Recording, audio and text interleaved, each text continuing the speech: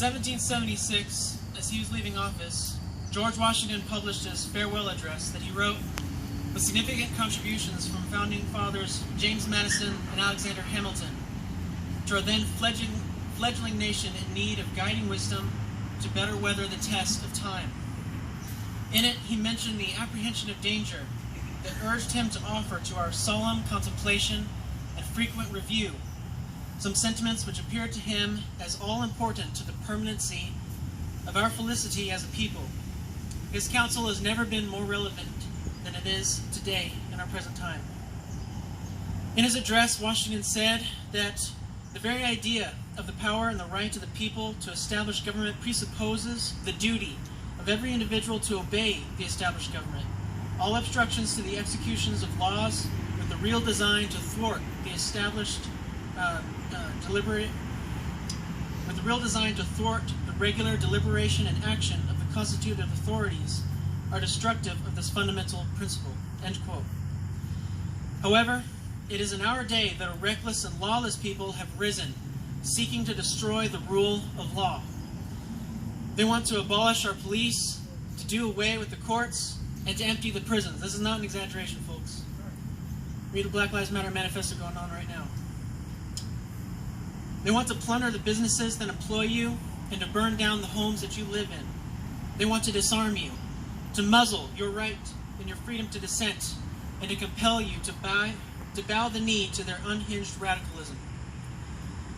In his address, Washington spoke of the value of national unity in supporting our peace, prosperity, and the very liberty we so highly prize, and our happiness as a people and as individuals. He warned that our unity will be a constant point of attack, but that, quote, "the name of American, which belongs to you in your national capacity, must always exalt the just pride of patriotism. There are those in America who have long been dividing us, poor against rich, black against white, young against old. Numerous are they who hate our American flag, who disrespect our national anthem, hold our Constitution in contempt, and are disgusted at all that is America. No one is saying that to love America, one must approve of every mistake we made or tragedy we committed. But our opposition seeks to destroy everything that unites us as one people who share a common desire to see our founding principle fully realized for all, that all are created equal, and they are endowed by their Creator with certain unalienable rights."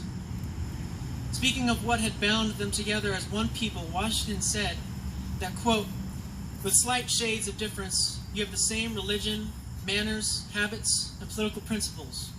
However, presently struggling over our nation are two competing cultures. We are a people worshiping God, standing for traditional marriage and the family unit, and raising our children to be such responsible and virtuous citizens deserving of a free and just society. Opposed to us are those who practice and defend every kind of sexual deviance and live only for gratifying every carnal indulgence they desire. And among the greatest threats to our liberty is society's drift away from morality. As Benjamin Franklin said, quote, "only a virtuous people are capable of freedom. As nations become corrupt and vicious, they have more need of masters," end quote. In similar spirit, John Adams said, quote, "our Constitution was made only for a moral and religious people. It is wholly inadequate to the government of any other," end quote. It is in our time that a corrupt and vicious people, in the pursuit of their vile desires, seek to destroy the liberty that we God-fearing people cherish so greatly. In his address, Washington said, quote, "of all the dispositions and habits which lead to political prosperity, religion and morality are indispensable supports. In vain would that man claim the tribute of patriotism who should labor to subvert these great pillars of human happiness," end quote. There are those who try to claim that one does not need God to be good. However, morality is not something that can be discovered scientifically or derived mathematically. And as the Bible teaches us, God is good, and to be good is to be more like God. And those who reject God are good only insofar as they borrow from our Christian morality founded on God's biblically revealed character. How long do you think that borrowed morality can persist without its sure foundation? Those who would challenge these truths consider that our society, long having abandoned God and His commandments, is full of those who think good of rioting as a commendable expression of hurt, think good of murdering the innocent unborn for personal convenience, think good of normalizing sexual deviances to children far too young and innocent to understand. Such people are as the thoroughly depraved inhabitants of Nineveh, who are unable to discern their right hand from their left.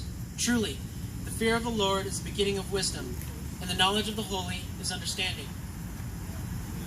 Those who reject God are often blatant examples to us of the reality of this truth. In closing, I submit to you that liberty, peace, and prosperity are fruits, as it were, that proceed from the tree of virtue and goodness, and that tree can only fruitfully persist when embedded deeply in the knowledge of God. Long has the axe been on the tree, and its soil eroding. The future of our beloved nation is in great peril. If you love America, stand for her before you lose her. We're closer to losing her than you may think. And if you will make your stand for liberty and all that is good, who will? I urge you to make every feasible exertion to keep government at all levels in check. Most of you probably have no idea just how corrupt even our own Benton County is. Arm yourselves for defense. You are naive if you think that evil... that works. You are naive if you think that civil unrest will not soon come to your neighborhood. Thank you all. May God bless all you patriots standing here today and your families. And may God bless the United States of America.